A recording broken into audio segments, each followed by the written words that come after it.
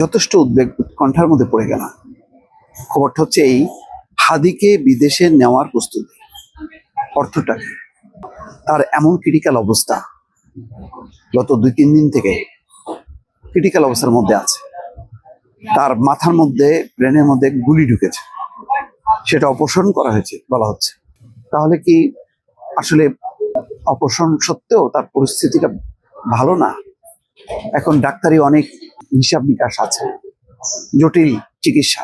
এই ধরনের রোগীর ব্যাপারে আমি পূর্ণাঙ্গভাবে ধারণা দিতে পারবো না, কিন্তু যখন দেখছি যে হাদিকে বিদেশ নিতে চায় কেউ কেউ, বা নেওয়ার একটা প্রস্তুতি চলতেছে, মেডিকেল বোর্ড সেটা বলতেছে, তাহলে এই ক্রিটিক্যাল অবস্থায় তাকে কিভাবে নেবে? দেশের চিকিৎসকরা সব ব্যর্থ হয়ে গেল, তাহলে তো পরিস্থিতি খুবই বিপজ্জনক। মানে ভাবছিলাম যে মেডিকেল থেকে এভার কেয়ার হসপিটাল বাংলাদেশের সর্বোচ্চ, এখন বলা যায় উন্নত চিকিৎসার একটা প্রতিষ্ঠান, যেখানে বেগম খালেদা জিয়ার চিকিৎসা চলছে, এবং বেগম খালেদা জিয়ার অবস্থাও খারাপ, তাকেও আগের অবস্থায় ফিরিয়ে আনার চেষ্টা করছে, তাকেও বিদেশে নেওয়ার মতন অবস্থা নেই।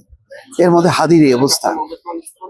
তো হাদির এই অবস্থায়, মানে আমরা জানি যে শরীরে অনেক গুলি ঢোকে, দেশেই গুলি বের করা হয়, এবং মোটামুটি এই সক্ষমতা বাংলাদেশের আছে। কিন্তু হাদির অবস্থাটা এমনই গুরুতর যে বিদেশ নেওয়া ছাড়া উপায় নেই। বিদেশে নেওয়া হোক অবশ্যই, মানে নিকটবর্তী অন্তত থাইল্যান্ডে, সিঙ্গাপুরে নেওয়ার চিন্তা ভাবনা করছে, ভালো।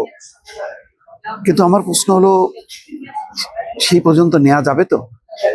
হাদি ফিরে আসবে তো? এই হাদিকে ঘিরে দেখেন গত 2-3 দিন সমস্ত পর্যায়ের আবেগ, সহানুভূতি, ভালোবাসা উপচে পড়েছে।